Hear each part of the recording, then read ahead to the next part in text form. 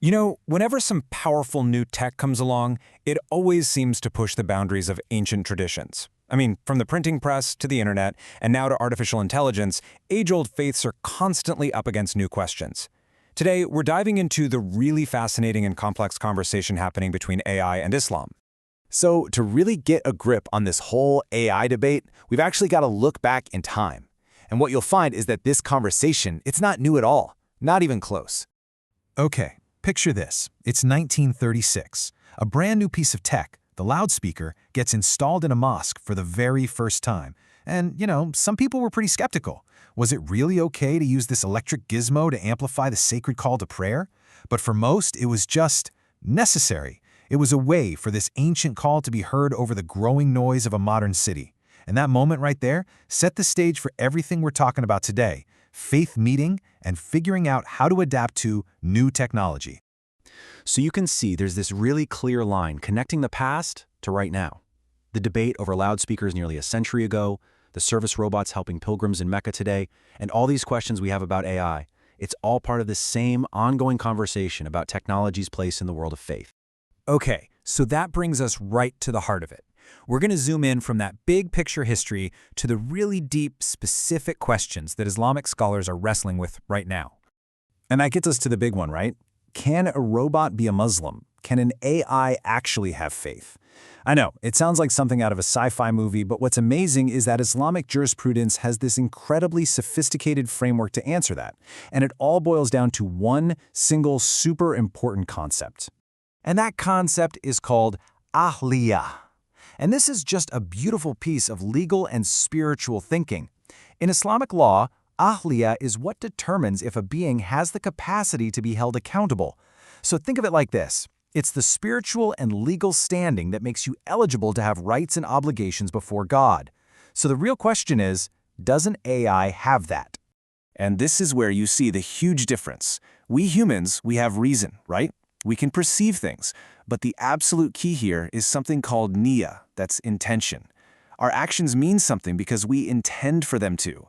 But an AI, it just runs on code. Its intelligence isn't its own, it's just following a program.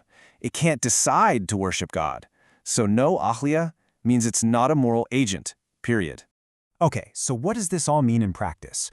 Well, scholars have a pretty clear ruling on this. When it comes to worship, like prayer, an AI just can't be a part of it. It's not obligated. But for things in the real world, like a financial smart contract, that can actually be okay, as long as it follows Islamic principles. So, what's the bottom line? AI is a tool. A very, very smart tool for sure, but still a tool. It doesn't have a soul, so it can't be held accountable. And this is so important. It means all the responsibility, all the ethics of what an AI does, that falls right back on us, the people who make and use it. Okay, so we've got the theory down. AI is a tool. So how is this tool actually being used? Well, we can see the promise of it in action right at the very heart of the Islamic world, Mecca. Check this out. This is the guidance robot. And they're actually using these things in Mecca right now to help out pilgrims. It can tell you about prayer times. It can give you a barcode to download a sermon straight to your phone. It's helping people navigate the holy sites all on its own. I mean, this is pretty much the perfect example of using AI as a tool, right? It's just making the experience of worship more accessible and organized for millions of people. But, and there's always a but, isn't there? For all that promise, there's also a serious downside. We've seen the good side, the helpful tool. But what happens when that tool goes horribly wrong, especially when it's dealing with something sacred? Yeah, this headline pretty much says it all. Catastrophe. There was this huge shockwave across social media. Turns out, when people started asking Meta's new AI for verses from the Quran, it was spitting out complete nonsense, distorted, totally incorrect text. And you can imagine this created what one source called a state of intense anger. People felt it was a desecration of their holy book. So you have to ask, how on earth does something like this happen? Was someone trying to do this? Was it just a bug? Well, the real answer is a bit more complicated, and it gets into the very DNA of how these AI systems are made. So here's the breakdown from the experts. First off, the AI learned from just a gigantic unchecked pile of stuff from the internet. So it just sucked up all these flawed texts. And you got to remember, the AI doesn't understand the Quran. It doesn't know it's sacred. It just sees patterns in words. So if the pattern it learned is wrong, it's going to give you the wrong pattern back. Now, mix that with the fact that there were probably no religious experts in the room when this thing was built, and no human checking the answers before they went out, and yeah, you've got a recipe for disaster. The public reaction was, as you can guess, fast and furious. So what did Meta do? They basically just hit the off switch on that feature. Now, if you try to ask its AI for a religious quote, you get this canned response. They decided it was safer to just say nothing at all, which really shows you just how hard it is to build an AI that can handle this kind of culturally sensitive material. So, on one hand, you've got these helpful robots in Mecca, and on the other, you've got an AI basically mangling Holy Scripture. This really brings the whole thing into focus, doesn't it? The core issue is, what is the right job for this technology? How are we supposed to use it? And this quote from Islamic scholars gives us a really solid guiding principle to work with. At its core, Islamic law is all about one thing: bringing good to people and society, and protecting them from harm.